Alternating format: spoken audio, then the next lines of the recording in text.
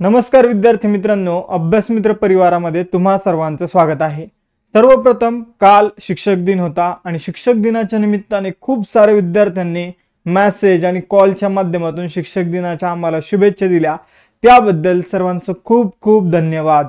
त्याचबरोबर तुमच्याकडून पण आम्हाला खूप साऱ्या गोष्टी शिकायला मिळतात, त्यामुळे तुम्हाला शिक्षक दिनाच्या खूप खूप शुभेच्छा।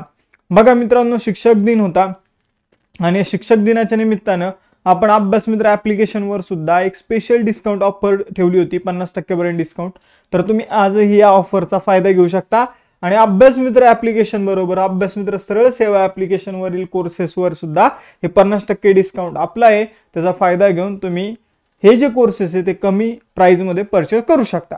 बघा मित्रांनो, 3 दिवस जे आहे ते मी गावाकडे गेलेलो होतो, त्यामुळे लेक्चरची जबाबदारी हर्षाली मॅडमकडे होती। हर्षाली मॅडमने चांगल्या प्रकारे लेक्चर घेतलेले आहे, ठीक आहे। आणि तुम्ही मला मिस केलं नसेल अशी आशा आहे। सुरू करूया आता आजचं लेक्चर। तर बघा मित्रांनो, याचे काही सगळ्या बॅचेस वगैरे असणार आहे ते आपल्या अभ्यास मित्राच्या ॲप्लिकेशनवर असेल, नोट्स सुद्धा तुम्हाला त्या ठिकाणी मिळणार आहे। तर चला सुरू करूया 6 सप्टेंबरच्या करंट अफेअर्सला काही क्वालिटी क्वेश्चन सोबत सुरुवात करूया। पहिला क्वेश्चन तुमच्या समोर आहे, मराठी भाषा विद्यापीठाचे नवीन कुलगुरू म्हणून कोणाची नियुक्ती करण्यात आली आहे? आपण असंही म्हणू शकतो की मराठी भाषा विद्यापीठाचे पहिले कुलगुरू म्हणून कोणाची नियुक्ती करण्यात आलेली आहे? तर बघा मित्रांनो, सुजाता सौनिक ज्या आहे त्या कोण आहे? तर महाराष्ट्र सरकारच्या सचिव आहे, ठीक आहे। त्याचबरोबर जर बघितलं तर रजनीश शेठ कोण आहे? तर MPSC चे अध्यक्ष आहे, ठीक आहे। त्याचबरोबर जर बघितलं तर CP राधाकृष्णन कोण आहे? महाराष्ट्राचे राज्यपाल आहे, ठीक आहे। आणि त्याचबरोबर जर बघितलं तर अविनाश आवलगावकर हे कोण आहे? तर हे आहे मित्रांनो मराठी भाषा विद्यापीठाचे पहिले कुलगुरू। तर मराठी भाषाच्या विद्यापीठाचे पहिले कुलगुरू म्हणून कोणाची नियुक्ती करण्यात आलेली आहे? तर अविनाश आवलगावकर। बघा मित्रांनो, पुढे जाणून घेऊया। अमरावती जिल्ह्यामधील रिद्धपूर या ठिकाणी, अमरावती जिल्ह्यातील रिद्धीपूर या ठिकाणी जे आहे रिद्धीपूर येथे मराठी भाषा विद्यापीठ जे आहे ते बनत आहे आणि त्याचे पहिले कुलगुरू म्हणून कोणाची निवड करण्यात आलेली आहे? तर डॉक्टर अविनाश आवलगावकर यांची निवड करण्यात आलेली। मोस्ट इम्पॉर्टंट MCQ आहे। यानंतर दुसरा क्वेश्चन बघूया, महाराष्ट्रातील कोणत्या धरणाच्या जलाशयाला आद्य क्रांतिकारक वीर राघोजी भांगरे असं नाव देण्यात आलेलं आहे? तर मित्रांनो, आपल्याला माहितच आहे की जसं की जायकवाडी, कोयना हे ऑप्शन आपल्याला दिसत आहे। तर जायकवाडीचा जो जलाशय आहे तो नाथसागर म्हणून, कोयना जलाशयाला काय म्हणून ओळखतो आपण? शिवाजी सागर। आता तुम्हाला कमेंट बॉक्स मध्ये राधानगरी जलाशयाला काय म्हणून ओळखलं जातं हे सांगायचंय। आपल्या या प्रश्नाचं उत्तर असणार आहे भंडारदरा।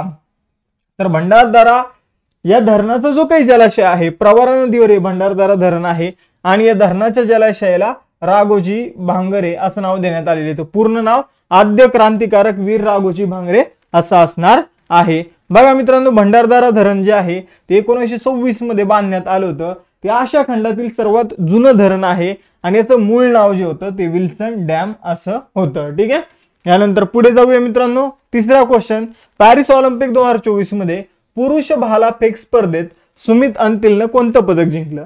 तर बघा मित्रांनो, पॅरिस पॅरालिम्पिक स्पर्धेमध्ये सुमित अंतिलने सुवर्ण पदक जिंकलेलं आहे जॅव्हलिन थ्रो मध्ये। त्याने जवळपास 70 मीटर पर्यंत भाला फेकला आणि सुवर्ण पदक जे आहे ते आपल्या नावावर केलेलं आहे। आता पॅरिस पॅरालिम्पिकची जी काही 17वी आवृत्ती आहे ती कुठे आयोजित करण्यात आलेली आहे? फ्रान्स पॅरिस मध्ये आयोजित करण्यात आलेली, नावातच आहे पॅरिस पॅरालिम्पिक। त्यानंतर याचा शुभंकर काय आहे?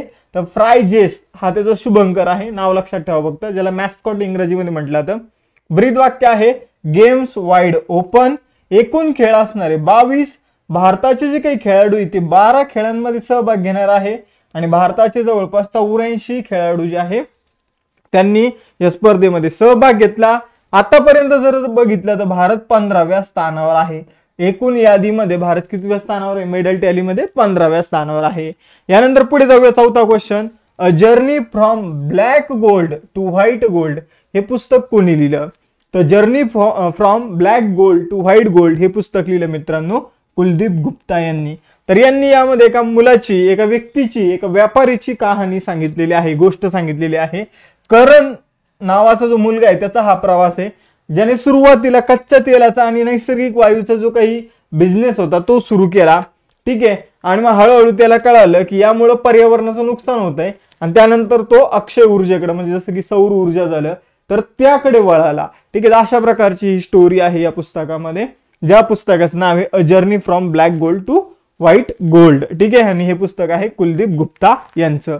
यानंतर 5वा क्वेश्चन आहे, भारतीय मूकबधीर नेमबाज अनुया प्रसाद जर्मनीच्या हॅनोव्हर शहरात आयोजित 2024 वर्ल्ड डेफ शूटिंग चॅम्पियनशिप मध्ये कोणतं पदक जिंकलं? तर बघा सिंपल प्रश्न आहे. एक समजा जे मूकबधीर असतात तर त्यांच्यासाठी एक स्पर्धा, त्यांना डेफ म्हटलं जातं इंग्रजीमध्ये, त्यांच्यासाठी एक स्पर्धा आयोजित करण्यात आलेली आहे जर्मनीमध्ये, वर्ल्ड डेफ शूटिंग चॅम्पियनशिप. त्यामध्ये भारताचे एक खेळाडू आहे अनुया प्रसाद. तर हिनं कोणतं पदक जिंकलंय हे आपल्याला इथे विचारलेलं आहे. तिने मित्रांनो सुवर्ण पदक, गोल्ड मेडल जे आहे ते आपल्या नावावर केलेलं आहे. तर ही सिंपल गोष्ट आपल्याला लक्षात ठेवायची आहे. अनुया प्रसाद कोणत्या राज्यातील आहे? तर ती राजस्थान मधील आहे. ठीक आहे, तिने एअर पिस्तूल या प्रकारामध्ये गोल्ड मेडल जिंकलेलं आहे. यानंतर 6वा क्वेश्चन, साथीच्या आजाराची तयारीचे मूल्यांकन करण्यासाठी विषाणू युद्ध अभ्यास मॉक ड्रिल कुठे आयोजित करण्यात आलं? जसं की बघा मित्रांनो, एखाद्या युद्धाच्या प्रिपरेशनसाठी जसा आपण वेगवेगळे युद्ध सराव आयोजित करतो, जे काही मिलिटरी एक्सरसाइज आयोजित केले जातात, त्याचप्रमाणे आता समजून घ्या की पुढे जाऊन भविष्यात एखाद्या विषाणूचा विस्फोट झाला, जसा कोविडचा विषाणू होता, ठीक आहे, मंकी पॉक्सचा विषाणू आहे, तर अशा विषाणूंचा विस्फोट झाल्यानंतर त्याचा सामना करण्यासाठी आपण काय करत आहोत तर काही सराव करत आहोत, ज्याला अलीकडे विषाणू युद्ध अभ्यास असं नाव देण्यात आलं होतं, ज्याला आपण इंग्रजीमध्ये व्हायरस वॉरफेअर एक्सरसाइज असं म्हणू शकतो. तर हा व्हायरस वॉरफेअर एक्सरसाइज जो आहे तो अजमेर राजस्थानमध्ये आयोजित करण्यात आला होता. कुठे आयोजित करण्यात आला होता? अजमेर राजस्थान. की आपण काय नेमकं करायला पाहिजे एखाद्या विषाणूचा विस्फोट झाल्यानंतर आणि आपण किती तयार आहोत हे यामध्ये चेक केलं जातं. यानंतर पुढे जाऊया मित्रांनो, राजस्थान बाबत थोडी माहिती घेऊया. 30 मार्च 1949 ला राजस्थानची स्थापना झाली. राजधानी आहे जयपूर, मुख्यमंत्री आहे भजनलाल शर्मा आणि राज्यपाल मात्र लक्षात ठेवा कारण महाराष्ट्राची व्यक्ती आहे हरिभाऊ किसनराव बागडे. यानंतर 7वा क्वेश्चन, 2024 पॅरिस पॅरालिम्पिक महिलांच्या 400 मीटरच्या जे काही रनिंगची जी स्पर्धा असती त्यामध्ये भारताची दीप्ती जीवनजी हिने कोणतं पदक जिंकलं?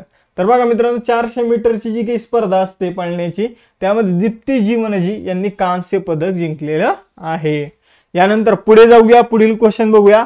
कोणत्या राज्याने निवडक ग्रामपंचायतींना आदर्श गावामध्ये रूपांतरित करण्याच्या उद्देशाने वृंदावन ग्राम नावाची जी काही अभूतपूर्व योजनेला मंजुरी दिली आहे किंवा ही योजना मंजूर केली? तर बघा मित्रांनो, वृंदावन ग्राम, तर अशा काही ग्रामपंचायतीची निवड केली जाणार आहे या राज्यामधील. ते राज्य सांगून देतो मी तुम्हाला, मध्य प्रदेश आहे. मध्य प्रदेश सरकारने वृंदावन ग्राम योजनेला मंजुरी दिली. ते काही गावांची निवड करणार आहे. त्या गावांना आदर्श गाव बनवलं जाणार आहे. त्या गावांमध्ये बरेचशा गायींचं संरक्षण केलं जाणार आहे, गायींना पाळलं जाणार आहे आणि अशा प्रकारच्या गावांना वृंदावन ग्राम असं म्हटलं जाणार आहे. आणि त्या ठिकाणची जी काही ग्रामपंचायत असेल तिला वृंदावन ग्रामपंचायत असं म्हटलं जाणार आहे. तर ही जी योजना आहे वृंदावन ग्राम योजना ती कोणी सुरू केलेली आहे? तर ती मध्य प्रदेशने सुरू केली. मध्य प्रदेश 313 ब्लॉक म्हणजे 313 तालुक्यामधील ग्रामपंचायतीमध्ये ही योजना सुरू करणार आहे. मध्य प्रदेशची स्थापना 1 नोव्हेंबर 1956 साली करण्यात आली होती. भोपाळ ही मध्य प्रदेशची राजधानी आहे. मोहन यादव मुख्यमंत्री तर मंगूभाई पटेल राज्यपाल आहे. त्यानंतर मोस्ट इम्पॉर्टंट क्वेश्चन बघितलं, कोणत्या राज्याने बलात्कार विरोधी अपराजिता विधेयक मंजूर केलेलं आहे? तर बघा मित्रांनो, RK मेडिकल कॉलेज जे काही पश्चिम बंगालमध्ये आहे तर तिथं एक बलात्काराची घटना झाली होती ज्याने पूर्ण देश हादरला होता. तर त्या घटनेमुळे पूर्ण देश हादरला, त्यामुळे पश्चिम बंगालने एक अपराजिता विधेयक जे आहे ते मंजूर केलेलं आहे. ज्या मुलीवर तो रेप झाला होता, ज्या ट्रेनी डॉक्टर होत्या, म्हणजे आपण असं म्हणू शकतो की त्यांची ट्रेनिंगच चालू होती, तर त्यांचंच नाव या विधेयकाला देण्यात आलेलं आहे. या विधेयकामध्ये बलात्काराशी संबंधित शिक्षेला पूर्णपणे कठोर करण्यात आलेला आहे. समजून घ्या की तिथं जर गंभीर जखमी झाली मुलगी किंवा तिचा मृत्यू झाला तर इथं आरोपीला सुद्धा फाशीची शिक्षा या अपराजिता विधेयकामुळं ती फाशीची शिक्षा जी आहे, समजून पहिले 25 वर्ष तुरुंगवास असेल तर आता फाशीपर्यंतची शिक्षा देण्याची तरतूद या विधेयकानुसार करण्यात आलेली आहे. आणि या विधेयकामुळे पश्चिम बंगाल गुन्हेगारी कायदा आणि सुधारणा यामध्ये सुद्धा काय झालेले आहे, चेंजेस झालेले आहे. तर पश्चिम बंगालचा एक गुन्हेगारी कायदा आहे तर त्यामध्ये काय झालेली आहे, सुधारणा झालेल्या आहे. तर बघा मित्रांनो, पुढे जाऊया, पुढील प्रश्न बघूया. पश्चिम बंगाल विषयी माहिती बघूया त्या अगोदर. 1 नोव्हेंबर 1956 पश्चिम बंगालची स्थापना, राजधानी कोलकाता, मुख्यमंत्री ममता बॅनर्जी आणि राज्यपाल CV आनंद बोस. त्यानंतर बघा 10वा क्वेश्चन, अगेन एक इम्पॉर्टंट क्वेश्चन आहे, आपल्याला डायरेक्ट विचारला जाऊ शकतो. कोणत्या देशाने भारतीय पर्यटकांना भारताच्या सोबत चायनाच्या पर्यटकांना आकर्षित करण्यासाठी ट्रस्टेड टूर ऑपरेटर स्कीम जाहीर केली? तर ट्रस्टेड टूर ऑपरेटर स्कीम जी आहे ती दक्षिण आफ्रिका या देशाने जाहीर केलेली आहे. का जाहीर केली? तर भारतीय आणि चायनीज जे पर्यटक आहे त्यांना आकर्षित करण्यासाठी ही जी योजना आहे ती दक्षिण आफ्रिकेने आणलेली आहे. या योजनेची अंमलबजावणी जानेवारी 2025 पासून होणार आहे. यानंतर 2024 मध्ये पृथ्वीचे सर्वाधिक तापमान 82.2 सेल्सिअस कुठं नोंदवलं गेलं? तर ऑनलाईन क्वेश्चन येऊ शकतो. हे इराणमध्ये नोंदवण्यात आलेलं आहे. ठीक आहे. त्यानंतर पुढे जाऊया, इराण विषयी जाणून घेऊया. राजधानी आहे तेहरान, चलन आहे रियाल आणि अध्यक्ष आहे मसूद पेजेशकियान. यानंतर 12वा क्वेश्चन, नरेंद्र मोदींनी सप्टेंबर 2024 मध्ये कोणत्या देशाला भेट देणारे ते पहिले पंतप्रधान ठरलेले आहे? तर नरेंद्र मोदी सप्टेंबर 2024 मध्ये कोणत्या देशाला भेट देणारे पहिले पंतप्रधान ठरले? तर तो देश आहे मित्रांनो ब्रुनेई. तर ब्रुनेई आशिया खंडातीलच एक देश आहे. आणि नरेंद्र मोदींनी ही भेट का दिली? तर भारत आणि ब्रुनेईच्या राजकीय संबंधांना मित्रांनो जवळपास 40 वर्ष पूर्ण झालेली आहे, म्हणून ब्रुनेईला पंतप्रधान नरेंद्र मोदींनी अलीकडे भेट सुद्धा दिलेली आहे.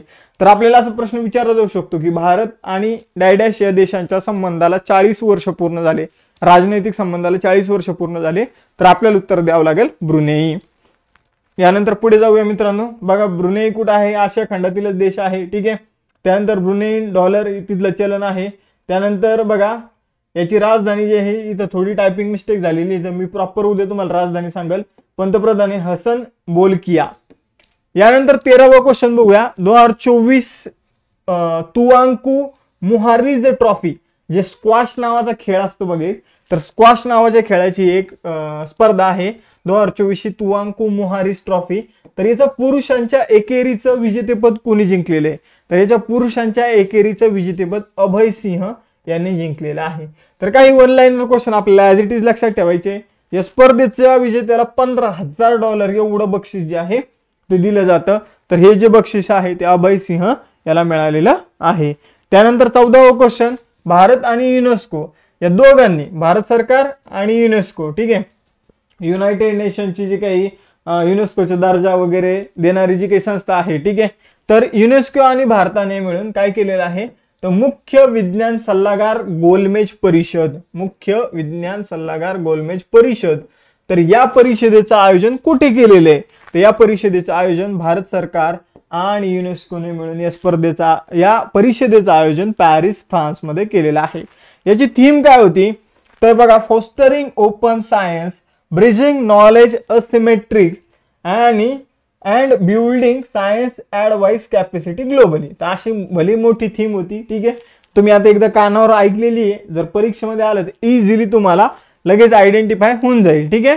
यानंतर 15वा क्वेश्चन, 2024 मध्ये 3 वर्षाच्या कार्यकाळासाठी 23व्या कायदा आयोगाला कुणी मान्यता दिली? तर बघा मित्रांनो, 23व्या कायदा आयोगाला मान्यता जी आहे ती द्रौपदी मुर्मू यांनी दिलेली आहे.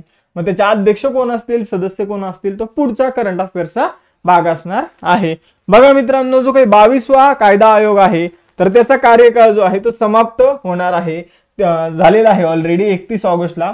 तर 31 ऑगस्टला 22वा कायदा आयोगाचा कार्यकाळ समाप्त झालेला आहे आणि आता 23व्या कायदा आयोगाची नियुक्ती स्थापना करण्यात आलेली आहे. तर ते स्थापनेला मंजुरी कोणी दिलेली आहे? तर द्रौपदी मुर्मू यांनी. मग हा जो कायदा आयोग आहे हा 1 सप्टेंबर 2024 पासून ऑगस्ट 2027 पर्यंत राहणार आहे, याचा कार्यकाळ असणार आहे. आणि कायदा आयोग काय करत असतो? तर भारत सरकारला कायदेविषयक सल्ला देण्याचं काम करत असतो. यानंतर यामध्ये एक अध्यक्ष, पूर्णवेळ 4 सदस्य असतील आणि अतिरिक्त पदसिद्ध सदस्य आणि अर्धवेळ सदस्य सुद्धा यामध्ये असतील. तर अशा प्रकारचा हा कायदा आयोग असणार आहे. यानंतर 2 टेस्ट क्वेश्चन आहे बघा, महाराष्ट्राशी रिलेटेड टाकलेले. मराठी भाषा विद्यापीठाचे पहिले कुलगुरू म्हणून कोणाची नियुक्ती करण्यात आली आणि महाराष्ट्रातील कोणत्या धरणाच्या जलाशयाला आद्य क्रांतिकारक वीर राघोजी भांगारे असं नाव देण्यात आलं? तर हे 2 आजचे टेस्ट क्वेश्चन आहे महत्वाचे, ते तुम्ही त्याचं उत्तर कमेंट बॉक्समध्ये द्या. त्याचबरोबर अभ्यास मित्राचे वेगवेगळे कोर्सेस, त्यावर 50% डिस्काउंट सुरू आहे, तर त्याचा तुम्ही लाभ घ्या. आजच्या दिवसापर्यंत ही ऑफर असेल. ठीक आहे. आणि सरळ सेवेचे जे काही कोर्सेस त्यावर सुद्धा ऑफर असणार आहे. ठीक आहे, आपल्या नोट्स आहे 99 रुपीजमध्ये, तर ते सुद्धा तुम्ही परचेस करू शकता. अशा प्रकारे या सगळ्या गोष्टी तुम्हाला अभ्यास मित्र ऍप्लिकेशनवर मिळेल. सरळ सेवेची या गोष्टी सरळ सेवेच्या ऍप्लिकेशनवर मिळेल. टेलिग्राम चॅनल इंस्टाचं पेज जॉईन करून ठेवा. तुम्हाला अभ्यासविषयक रील्स आणि अभ्यासविषयक नोटिफिकेशन माहिती ती सगळ्या गोष्टी या प्लॅटफॉर्मवर उपलब्ध करून दिली जाते. जर लेक्चर आवडला असेल तर लेक्चर लाईक करा, त्याचबरोबर शेअर करत चला आणि चॅनलला सबस्क्राईब करायला विसरू नका.